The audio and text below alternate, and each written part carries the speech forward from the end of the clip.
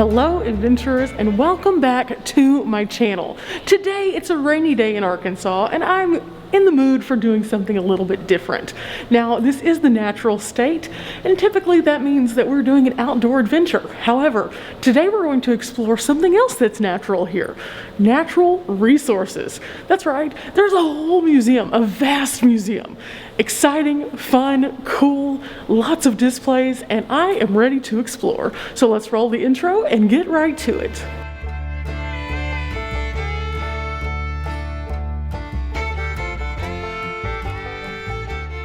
I think that this sign says it best.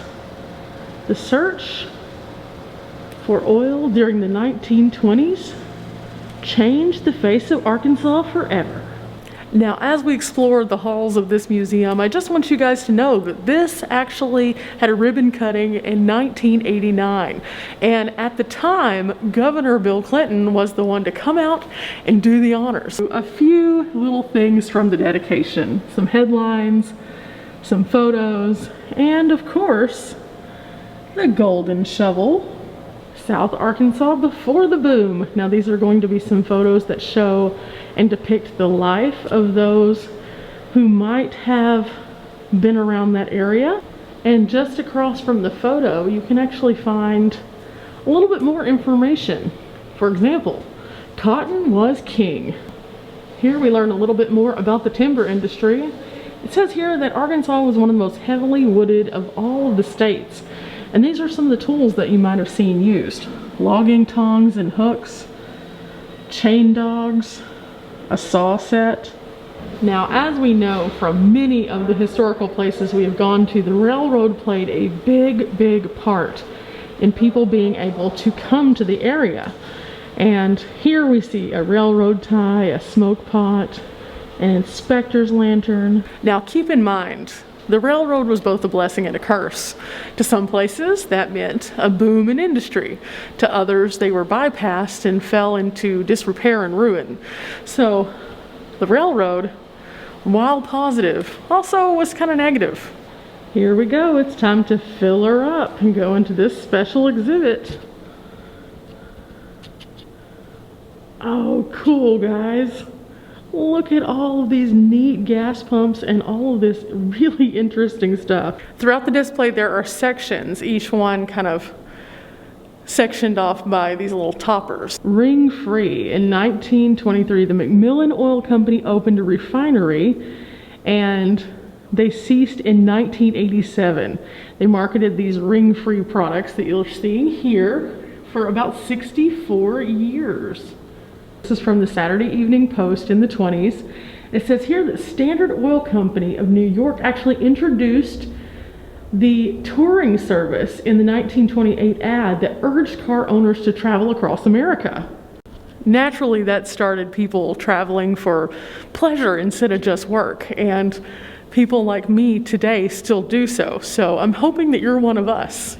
This photo right here actually says that the Texas Fuel Company, the forerunner of Texaco, was actually organized in 1901 in Beaumont, Texas, and later played a large developing role in Arkansas oil fields. And then as we move down this wall, this actually shows several of the ads that used to target different kinds of motorists.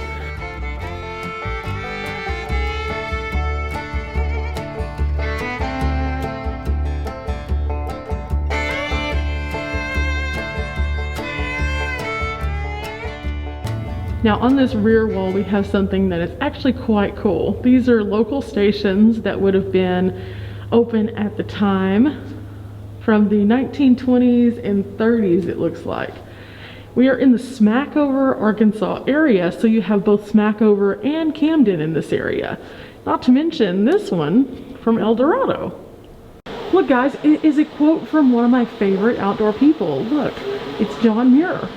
It's time to move into the main exhibit area, and right away we have a display with a sound speaker. So when we sit over here, we'll be able to hear it better, and we can learn a little bit more about what the museum has to offer and what the history of this area really tells.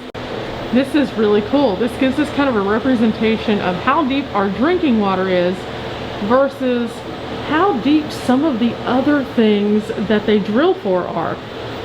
And I cannot express enough how much safety first is such a big deal with natural resources, with everyday life. And this is a cool representation of the kind of things that somebody might need to gear up whenever they're working. Safety first, guys. We're wearing our mask, and while our mask is just a small barrier, think about if you had to wear this every day. Oh my goodness. Like, wow.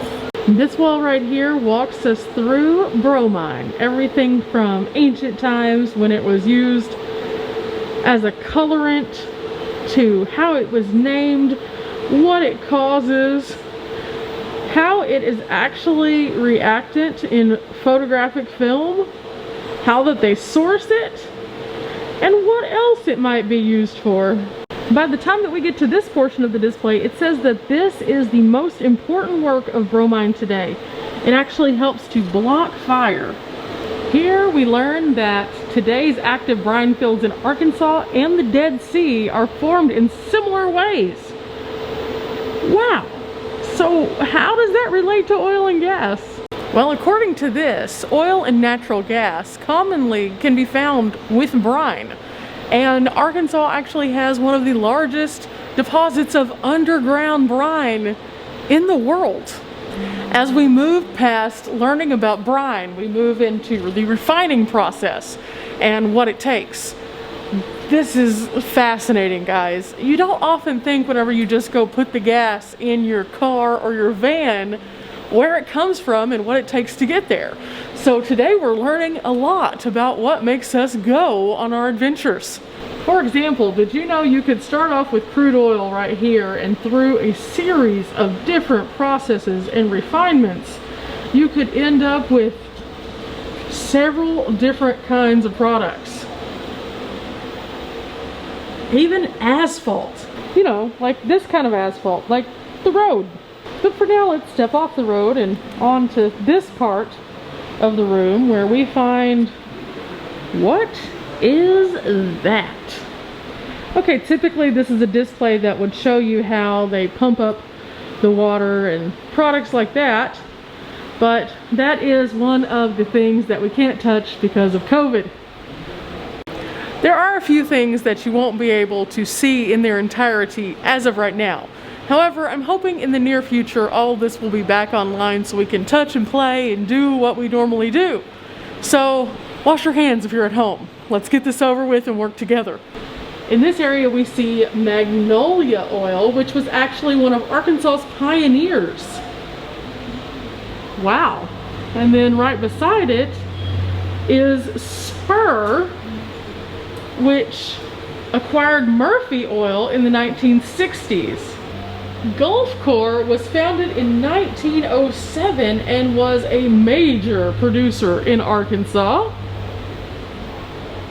Sinclair was formed in 1916 and used a dino logo, which symbolized endurance and stamina, which is kind of ironic because, you know, the dinosaurs, they faded out. And last but not least, the king of the fields, Lion Oil Company, was actually formed in the early portions of the South Arkansas oil boom. I hear something in this room over here. I don't know what it is, but we're gonna go find out. I think we should sit down and watch. It looks kind of fascinating, and it has photos all the way around the room that lead me to believe that this is gonna be awesome.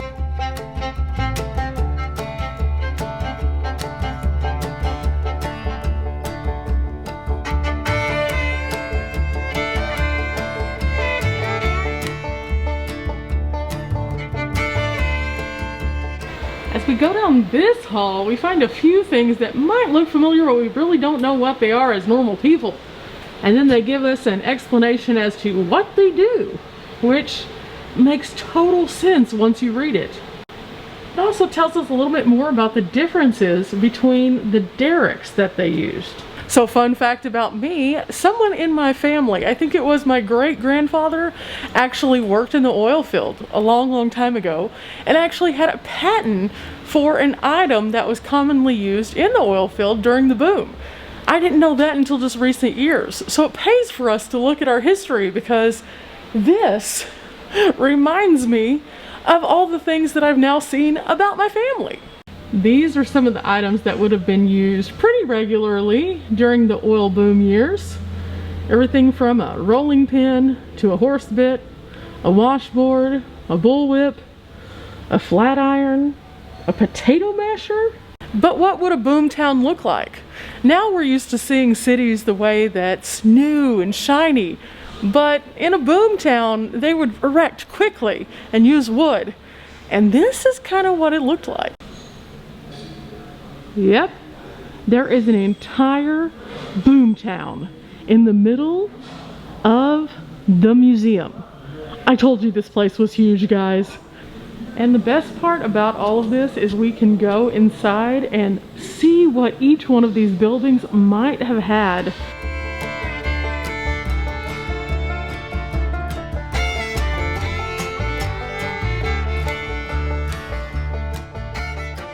We just went into the leasing office, and as soon as you go in, it starts talking to you, talking about the millionaires that were made here in Arkansas as a result of the oil boom. Now, it's kind of crazy to think that people could just have this land that all this time they were just harvesting, picking cotton, or farming on, or had timber on, and then suddenly, boom, millionaire. Inside this room, we have all of the different things that they might have found along the way while searching in the soil here in Arkansas. It's time to walk through a massive core sample. That's right, they have a huge walk-through core sample here. And with each of these layers, there is a definer right below as to what we might be looking at and where. Now, if we were in a real core shaft, it would be facing up and down, vertically. But they have placed it horizontally so we can actually see the individual layers as we walk through. And I have to say, this is one of my favorite exhibits that I've found so far. Okay, if we start here with the Earth's surface and we go down all the way, here's Arkadelphia. Arkadelphia would be right here in this piece of the rock layer. And then if we keep going down, down, down, down, down, finally we get to Smackover, where the museum is located. That would be right in here. Now, to give you a better illustration of what we just looked at, these are the layers. This would be sea level, and then this would be going down to the underground brine that we talked about. And these are kind of some different areas and what you might find in those areas based on how deep that they go. So we have Smackover right here. You get all the way into a limestone layer right here. Moving on, we get to dinosaurs or diatoms. Who is in the oil? And it says here that it's actually debunking a little bit of what we have been formerly told, that dinosaurs actually were what formed all of the oil. But it says here that in the ocean, sediment became porous, oil-bearing rock. So microscopic plants and animals both attributed to it. And this is just a little bit better illustration of what that might have looked like with the sediments going into the water and then depositing into these layers. As we move into Mrs. Murphy's room and board, we have a whole new display. And this is going to tell us a little bit more about what people might have experienced living in these boom towns that would pop up as a result of the oil field. Doesn't look like there's a ton to it, but you know, you don't really need a ton, right? There's a footlocker for your possessions, a small chair, an extra blanket, a mattress that doesn't look super comfortable. Looks like a chamber pot and a spittoon maybe? Or maybe that's a chamber pot and that's just for water for your face? It says as the boom popped up, tent cities popped up everywhere, and everyone who had a home suddenly became a room and board specialist. So they would have people letting out extra rooms, and sometimes, in many cases, combining their children into single rooms so that they could make this extra income. And still, even with all those extra amenities added into the factors, it was still overcrowded.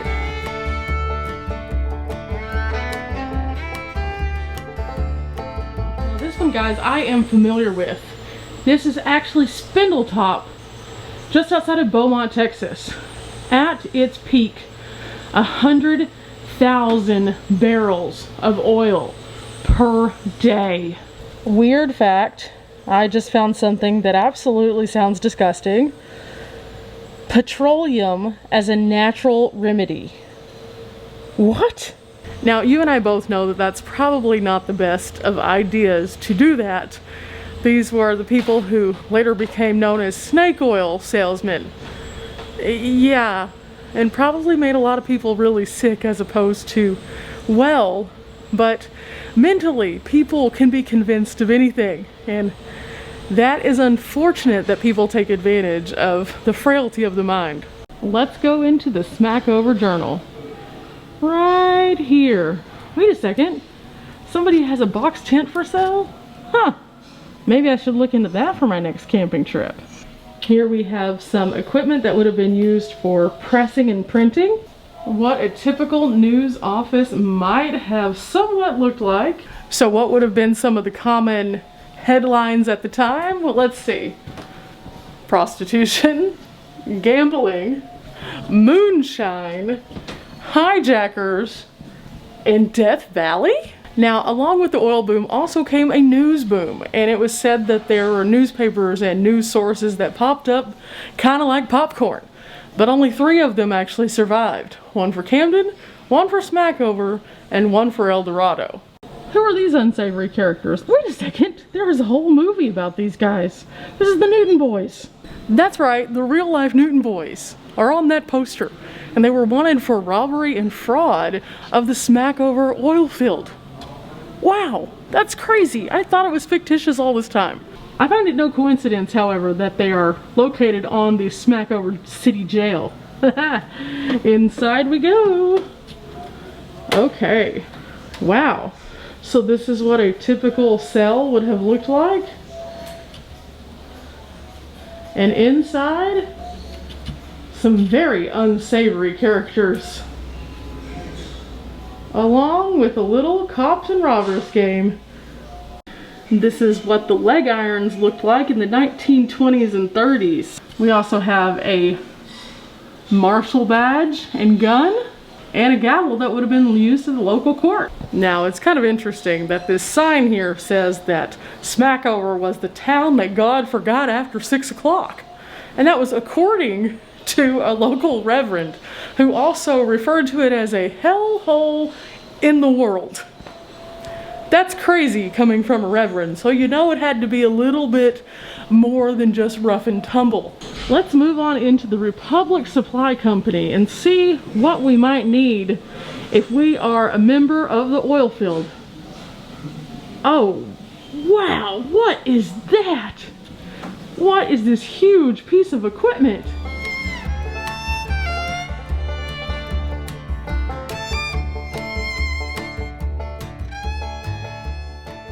Inside the Horseshoe Cafe, you can see it was kind of a general store of sorts. They had canned goods, but they also had food. A single cafe bar here would have served up the treats, and there might have been a few tables kind of like this. But no frills dining was the way of the time.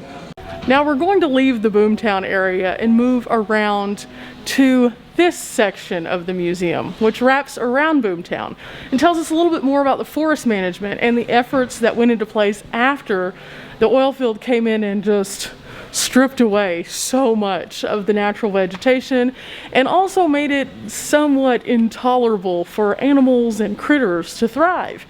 This is the important part, guys. This is the part that makes it explorable for all of us still today in the natural state.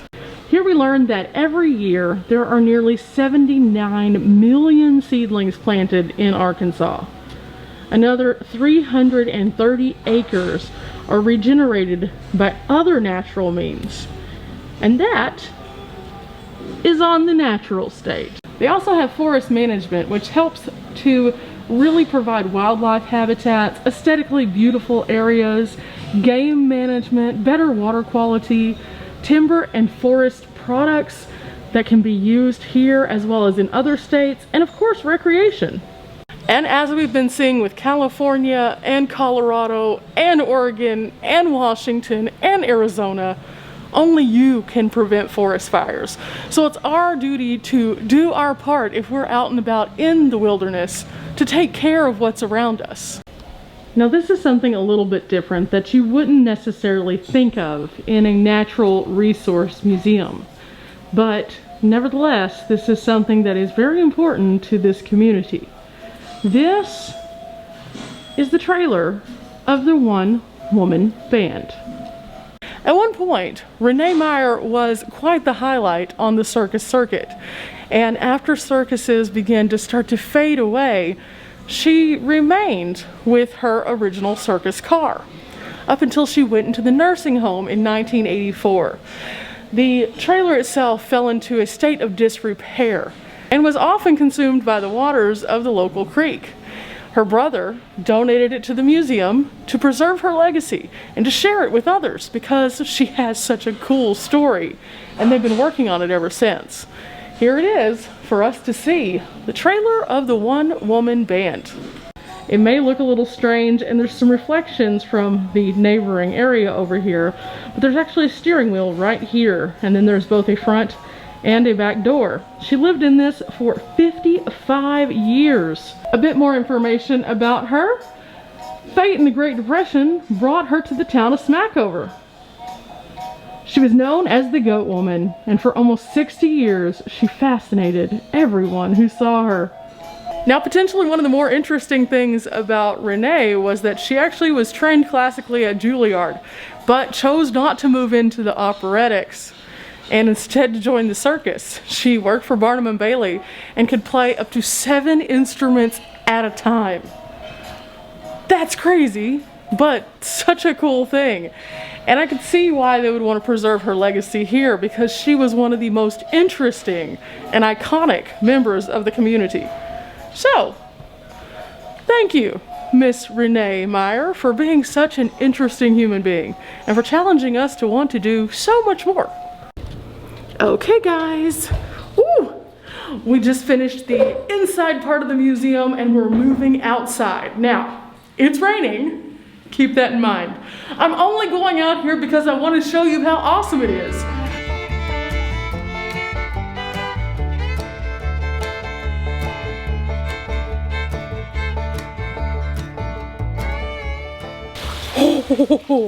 Okay, so whenever it's raining, this is really slick. I just nearly bit the big one, but I am now hanging out under the Education Center overhang here, and I'm about to go a little further down here, but I wanted to talk to you guys. Out here they have the Education Center, which is used commonly for special programs. They have lots of things for the kids to come out and interact with, as well as the adults. And special programs are right inside this building. Now, another thing that makes this property super special that I really wanted to show you guys is the massive wooden derrick that is in front of us. Okay, there it is right there. We're gonna walk a little bit closer, but we're gonna do so very carefully. Like really carefully. Woohoo! Oh, I'm gonna melt, guys. The things I do to bring you guys the cool stuff.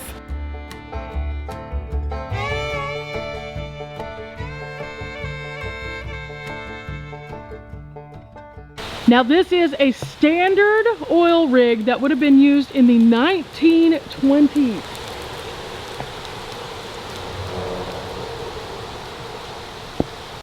If it wasn't starting to pour, we would go over here because they have another oil rig as well as a few pump jacks and a very nice walking path out here. But we'll have to come back and see those another day. It is starting to really pick up out here, and I don't know if the camera can take it. I need to get a new sleeve to put over it for days like today, but until then, I think we're gonna call the video. Make sure that you leave a thumbs up and also subscribe for more Arkansas content and content around the United States. Until next time, guys, bye! I gotta go get dry.